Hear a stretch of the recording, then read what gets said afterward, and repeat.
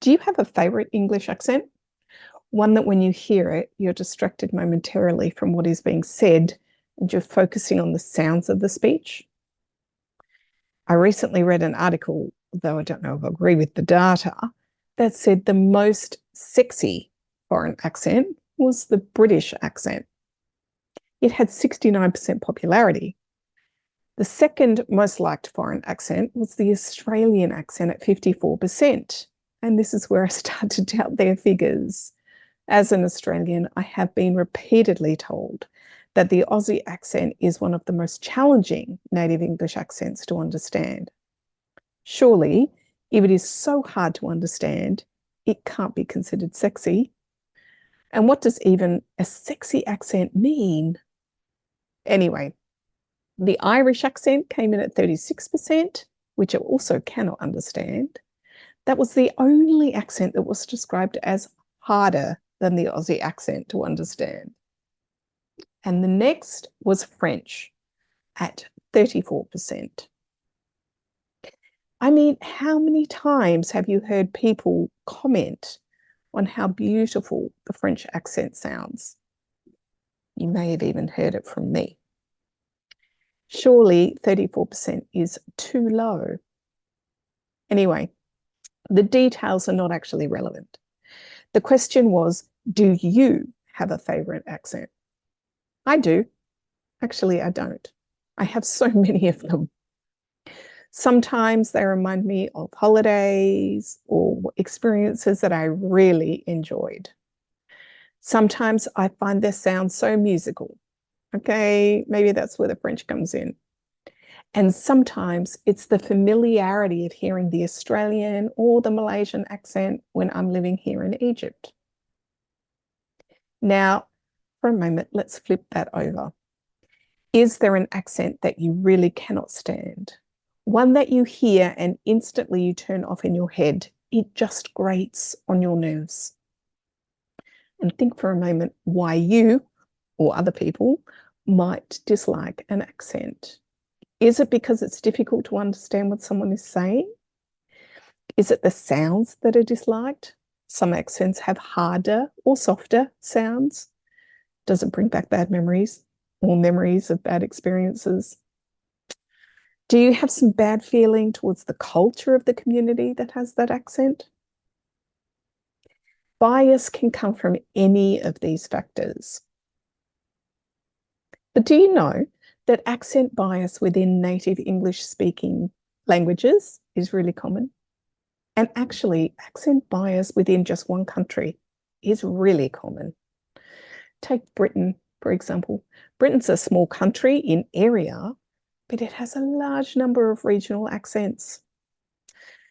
Recent research has revealed that over a quarter of British people feel discriminated against because of their regional accent. And according to a British law firm, Peninsula, 80% of employers admit to making discriminating decisions based on regional accents. That's a bit shocking to me. Do you know the British singer Sting? There's a famous quote from him about his accent. I learned to change my accent.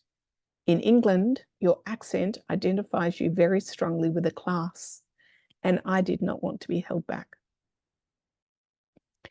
He grew up in a poor mining part of England, a low-class society.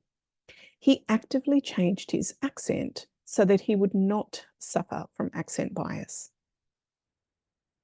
It's not just foreign accents that face bias, as you can clearly see.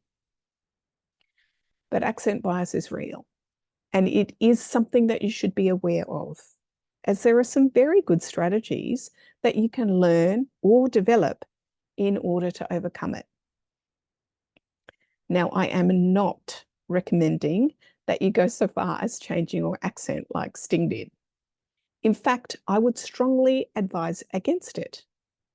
And let me tell you why. Everyone has an accent. Whether it's British, American, Australian, or even French, everyone has an accent. If you're going to change your accent, Which one will you change it to? Let's say you're in Australia. Will you change your accent to an Australian accent? Many people report it's one of the hardest native speaking English accents to understand. Will this actually help you in a global industry? Sure, it may help you inside Australia, but then what? All right, American, it's the language of movies. It is probably the most widely understood accent of English around the world as a result. But you will still face accent bias with an American accent. So, changing your accent isn't going to stop accent bias. And anyway, your accent is your identity. It is your signature. It is a core part of who you are. And I firmly believe that accent bias matters for the first 1 or 2 minutes of speaking only. If you can be clearly understood, if you can connect with the person or the audience that you're speaking to, then your accent matters less after that. This is the key. Not reducing your accent, but ensuring that your accent is not impacting clarity, that it isn't getting in the way of being understood. And there are methods that you can use when you're speaking in English so that you can reduce that bias overall and communicate effectively, no matter what accent you have. This entire course is built around developing the awareness and the skills to work on specific techniques, including volume, stress, rhythm, syllable structure, to make your speech more intelligible, that is, easily understood to your listeners. We will start with some simple tips to overcome accent bias in general before diving deeper into each section individually. So rather than trying to erase your accent, you'll embrace it. After all, it's a part of your identity.